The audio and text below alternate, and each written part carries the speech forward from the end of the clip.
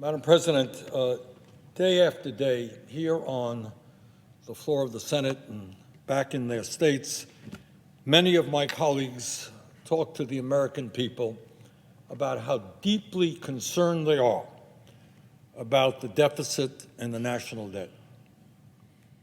They tell us that we just don't have enough money to expand Medicare, to cover dental care for seniors, to cover hearing aids, to cover eyeglasses. We just don't have enough money to do what every other major country on earth does, and that is guaranteed paid family and medical leave. At a time when hundreds of thousands of bright young people are unable to afford a higher education and millions are struggling with student debt, my colleagues tell us that we just don't have enough money to provide 2 years of free tuition at community colleges.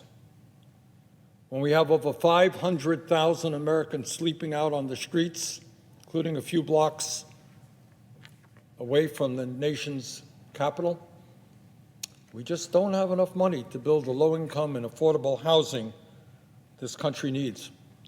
And at a time when the scientists are telling us that we face an existential threat in terms of climate change, we are told that we just don't have enough money to transform our energy system away from fossil fuel and create a planet that will be healthy and habitable for our kids and future generations. Just don't have enough money. Yet today, the U.S. Senate will begin consideration of an annual defense budget that costs $778 billion.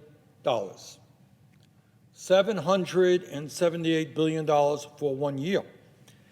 And that is $37 billion more than President Trump's last defense budget, and $25 billion more than what President Biden requested. And by the way, all of this money is going to an agency, the Department of Defense, that continues to have massive cost overruns year after year, wasting enormous amounts of money, and is the only major governmental agency in the federal government not to successfully complete an independent audit. Now, isn't it remarkable how even as we end the longest war in our nation's history, the war in Afghanistan, concerns about the deficit and the national debt seem to melt away under the influence of the military-industrial complex. People sleeping out on the street, people dying because they don't have any health care, kids unable to get the early childhood education they need, not a problem. Can't afford to pay for those things. But somehow when it comes to the defense budget and the needs of the military-industrial complex, we just cannot give them enough money. But that is not all, and I want the American people to know this, because I suspect many don't. It is very likely that in the defense bill, or attached to the defense bill, there will be a so-called competition bill. And this bill is a $250 billion bill that includes $52 billion in straight corporate welfare with no strings attached for a handful of extremely profitable microchip companies. Now, is there a problem in that our country is not producing the kind of microchips, the number of microchips that we should? The answer is yes. It's an issue that we have to deal with it. But we can deal with it in a way other than simply handing money to a handful of enormously profitable corporations with no protection for the taxpayer at all. Oh, and by the way, I should also mention that as part of the so-called competition bill, there is also a $10 billion handout to Jeff Bezos, one of the wealthiest people in our country, for space exploration. Combining these two pieces of legislation would push the price tag of the defense bill to over $1 trillion for 1 year. And I want people to remember that, because when we talk about Build Back Better, you talk about a 10-year bill. This is 1 year.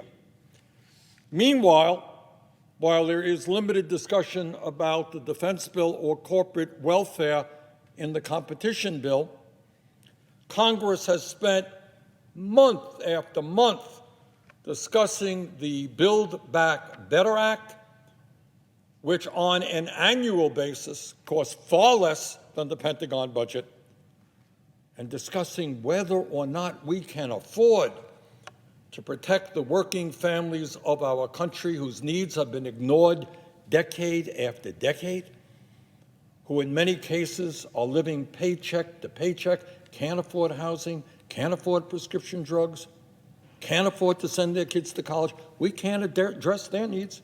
No. Because we're too busy worrying about throwing money at the Pentagon and large profitable corporations.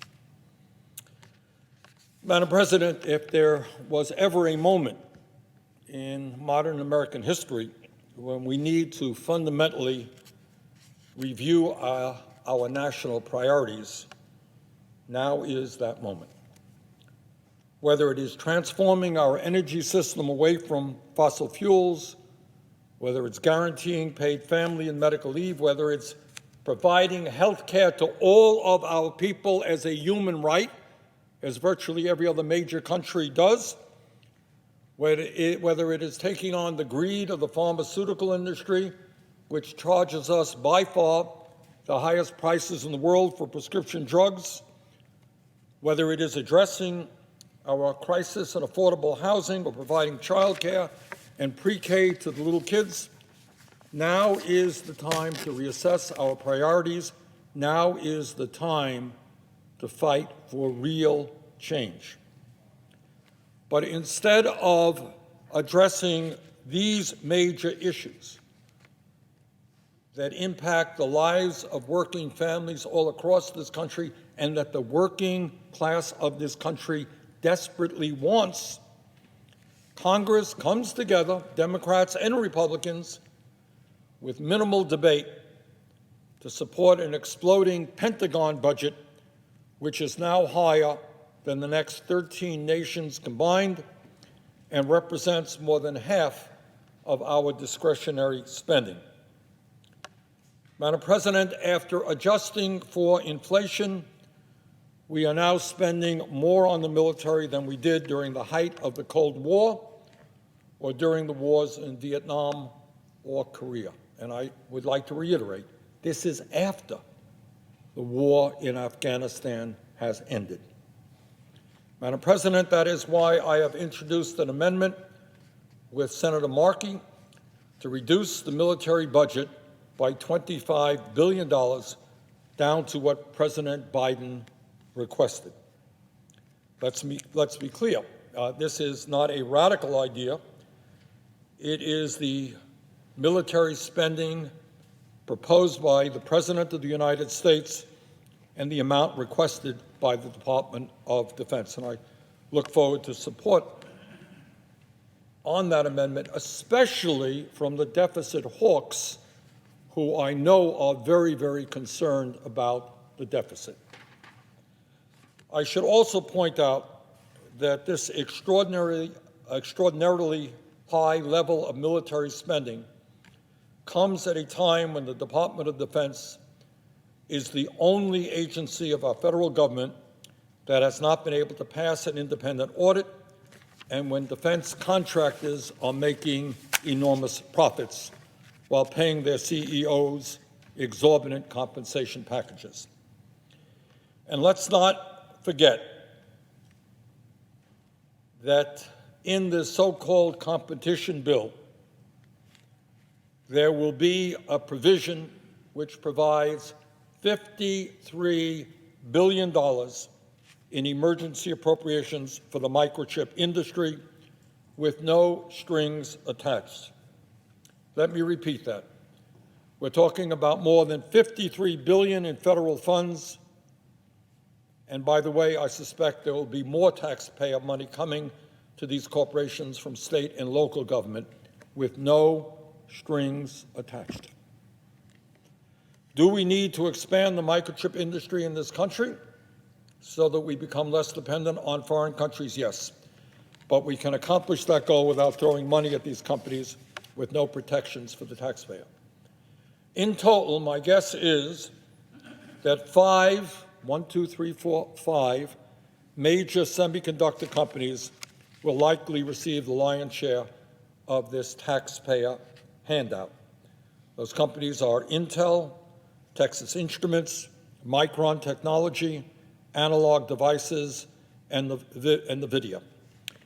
I should also point out that these five companies made nearly $35 billion in profits last year combined and spent more than $18 billion buying back their own stock. And I should also point out that these five corporations combined paid their CEOs a combined $85 million in compensation last year.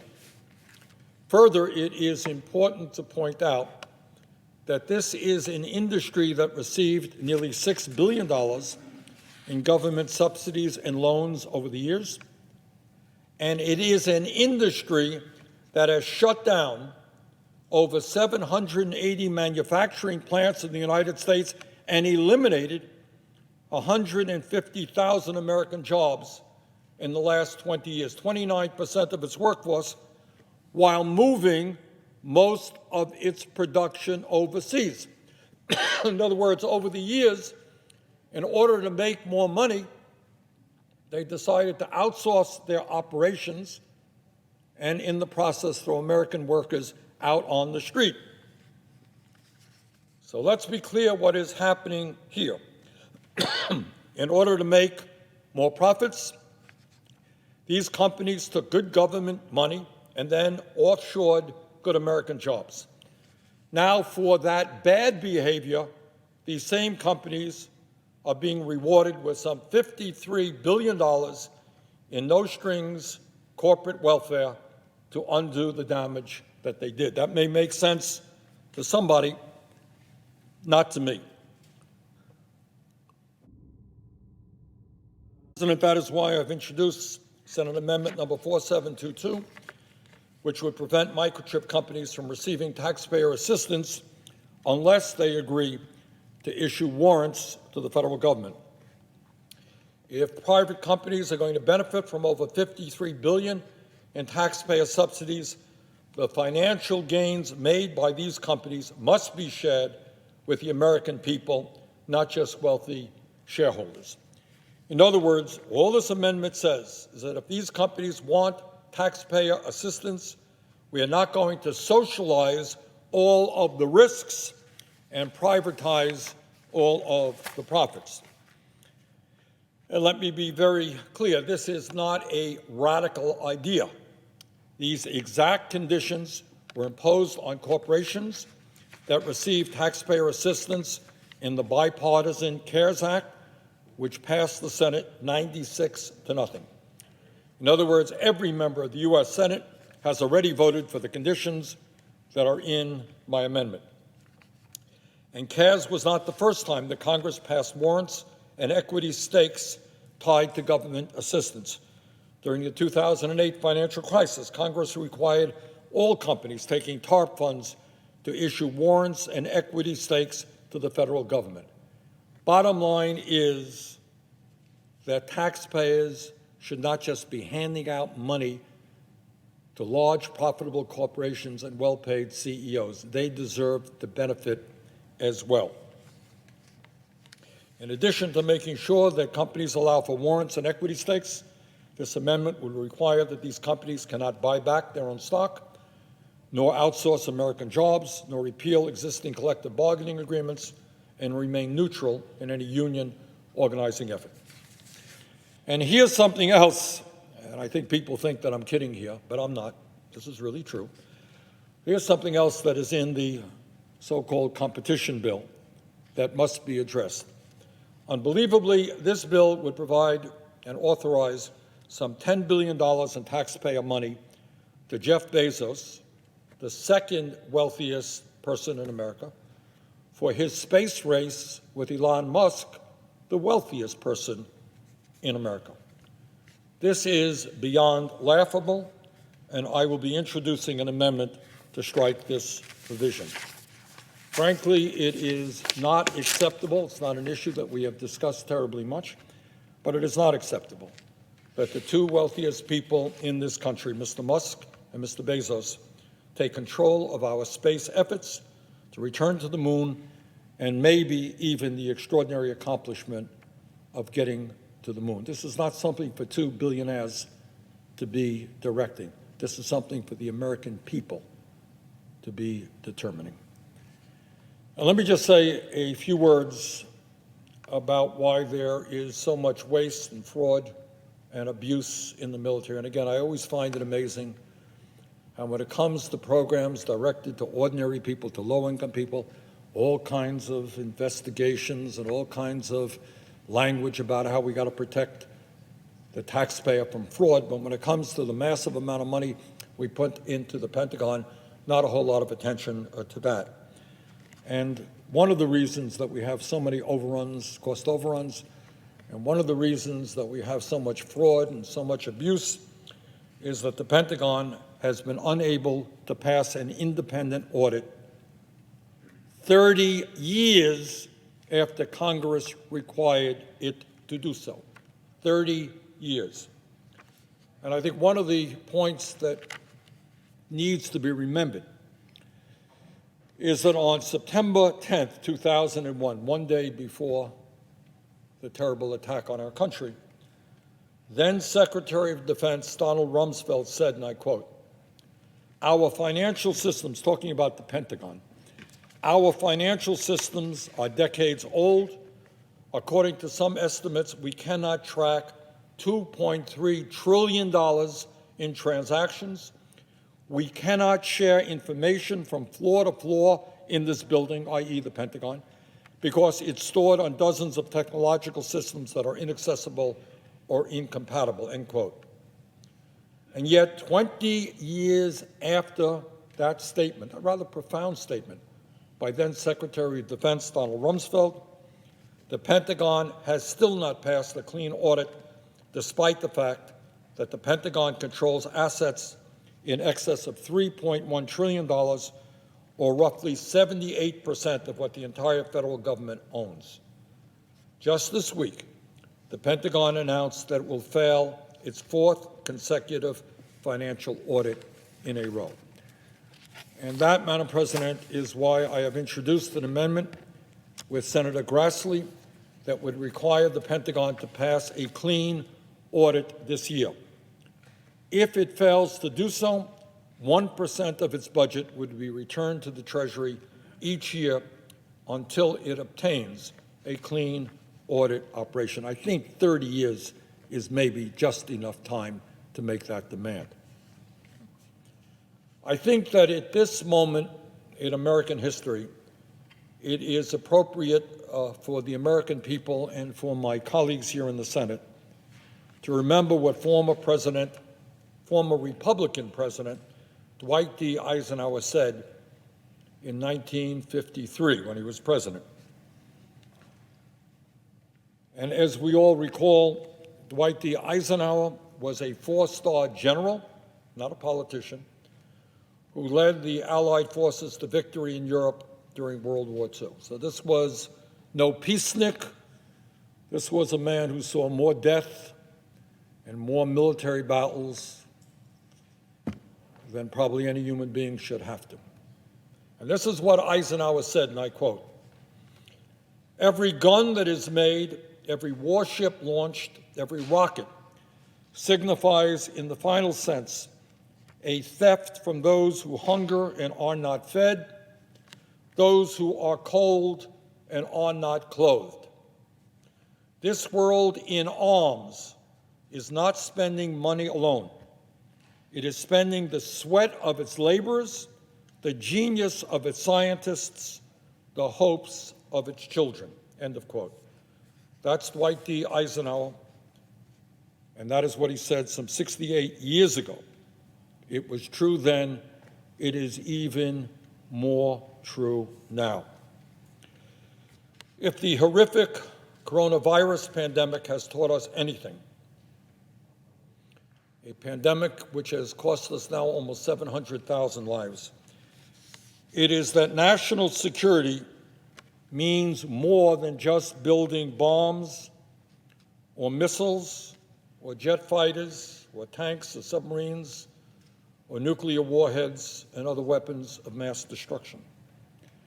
National security also means doing everything that we can to protect the lives of ordinary Americans, many of whom have been abandoned by their government for decades. These are people right now who are struggling to put food on the table, people who are now experiencing a lower life expectancy than was the case in the past. And these are people who, in many instances, when they get sick, can't even afford to go to a doctor. Madam President, when we analyze the Defense Department budget, it's important to note that Congress has appropriated so much money for the Defense Department that the Pentagon literally does not know what to do with it. According to the GAO, over the course of 11 years, the Pentagon returned an astonishing $128 billion in excess funds back to the Treasury. And over the past 2 decades, while we funnel out money to the defense contractors, it's important to note that virtually every major defense contractor in the United States has been fined for misconduct and fraud, all while making huge profits. Since 1995, Boeing, Lockheed Martin, and United Technologies have paid over $3 billion in fines or related settlements for fraud or misconduct. And meanwhile, the CEOs of these large defense companies enjoy incredibly large compensation packages. In fact, on average, over 100 times more than does the Secretary of Defense. Madam President,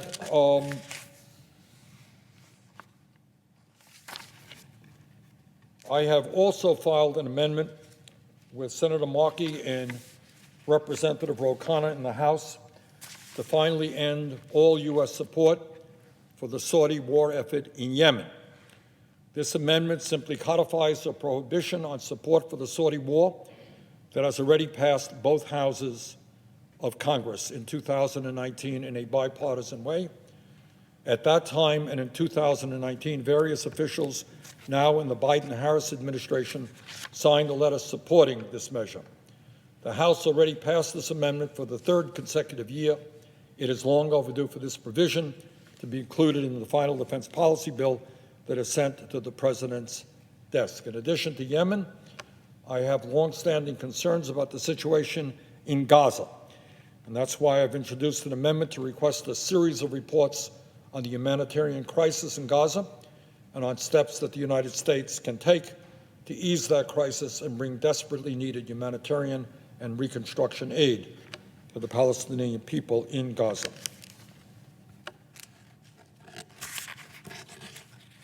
I would also point out that when I talk about health care, I talk about dental care, and I think most health care experts understand that dental care is part of health care.